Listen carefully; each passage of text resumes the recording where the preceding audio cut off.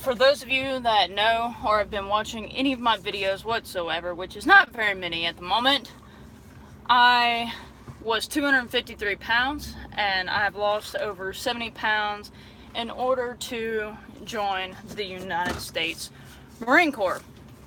So I talked to a recruiter a long time ago, just over the phone, and he told me that at my height and my weight, I needed to come back at 180 pounds to get the ball rolling, and then I needed to be 170 pounds before I could go to boot camp. And so I finally hit my 180 pounds yesterday.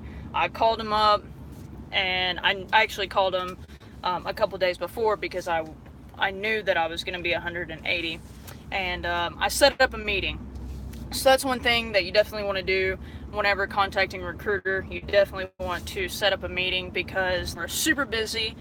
They can be gone out of the office, taking somebody to MEBS, PTing, anything like that. So you definitely want to make sure that you set up a meeting with them. So I did.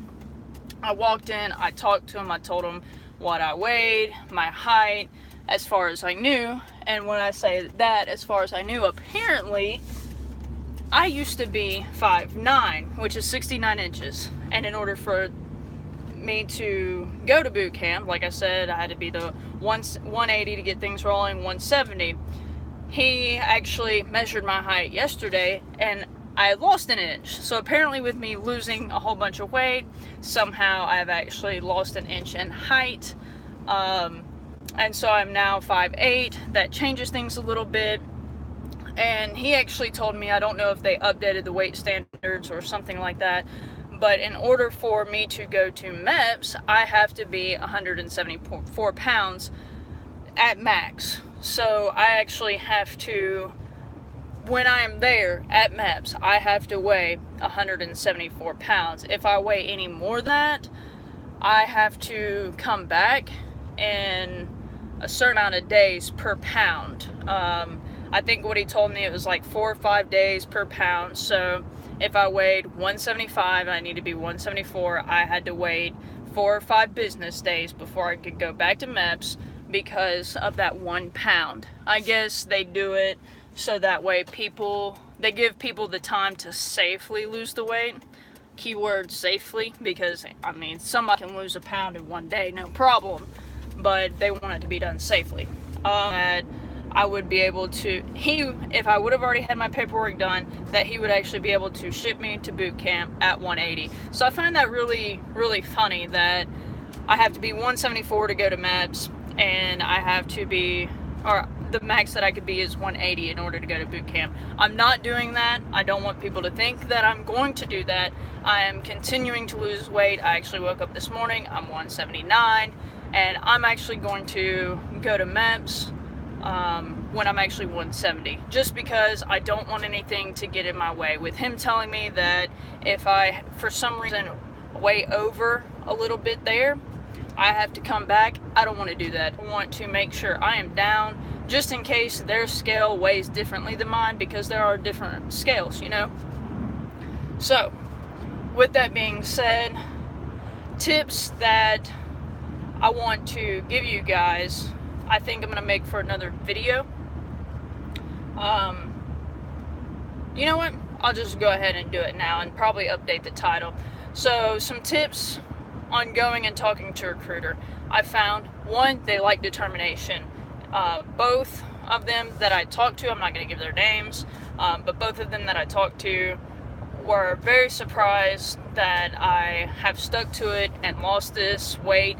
And I know that they weren't being sexist whenever they said it, but because I am a female, they were like, we are really surprised that you held to it, because apparently females are harder to lose weight.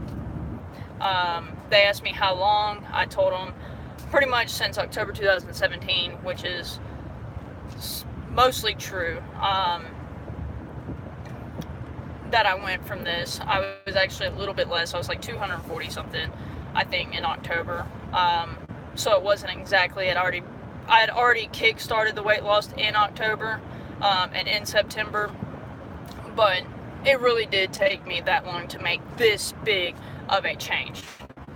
So, with that being said, they like that determination. They like to see that drive. They like to see that you are working towards it. And then also, they were really impressed with the knowledge that I did have.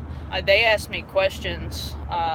For example, I am married, and they asked me if my spouse was ready for this lifestyle. I said, exactly what do you mean with the lifestyle? Like, can you direct your question a little bit better? He's like, well, if you go active, you're going to move around. And I said, oh, yes, okay. So we have talked about exactly how it's going to go down, that I could be gone away for boot camp for at least 13 weeks, at least being the key word. And I told him this. I said, of course, if I get hurt or anything were to happen, I fail a PT test, that kind of thing, I know that I could possibly get dropped, moved back, that I know that's rare. And then I know that I have to go to MCT, which is like 30 days. And then I know that I'll have to go to my MOS school, which of course I don't know how long that will be, because I will not find my MOS until at the end of boot camp. And he was like, you have done a lot of research, haven't you? And I was like, yes, I have. I told him that I was sure about this, that I didn't want to talk to anybody else. I didn't want to talk to the Army. And he tried. Actually, the Army was there, and he answered the door first. Army recruiter, and he tried to get me to come in there. He was actually a former Marine, and he ended up switching into the Army. So he didn't want contract in the Marines and then switched to the Army, and is actually retiring from there.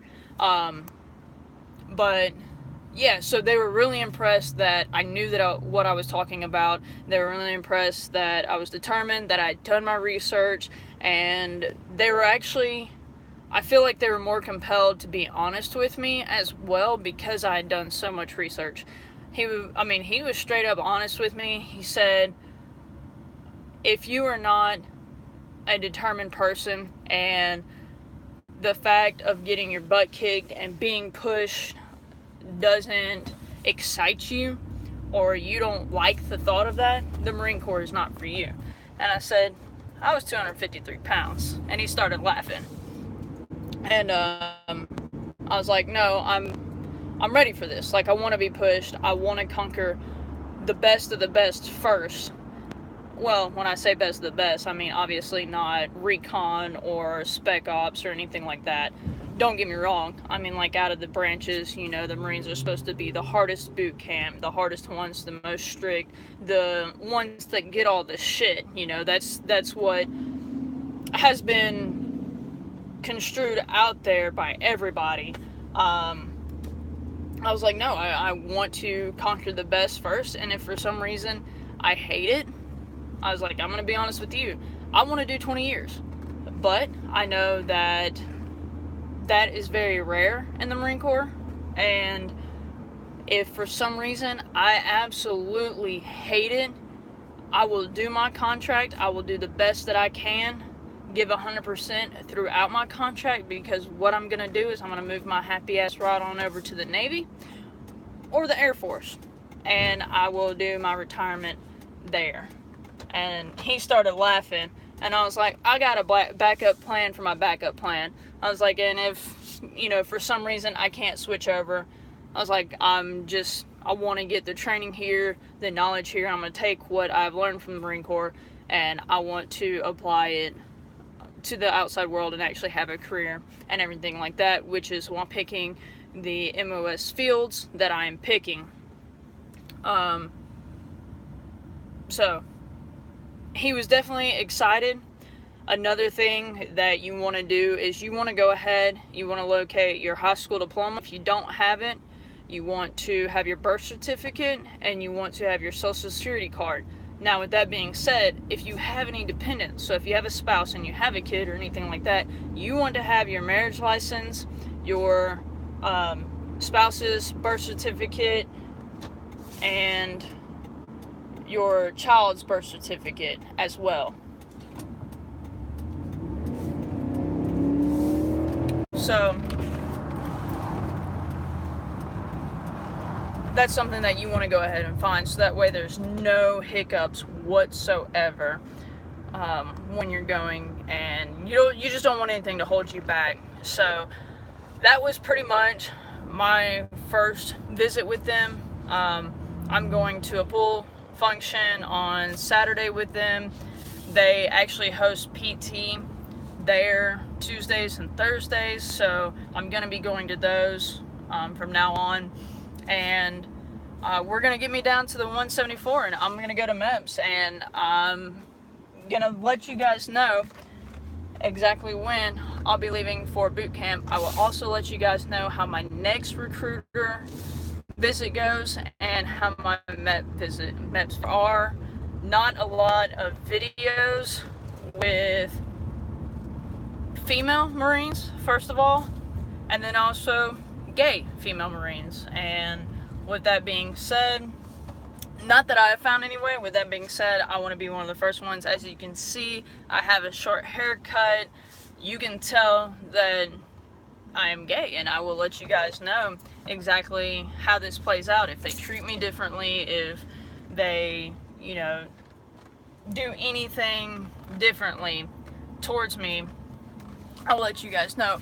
But the recruiters didn't treat me differently whatsoever. They were excited about me coming in.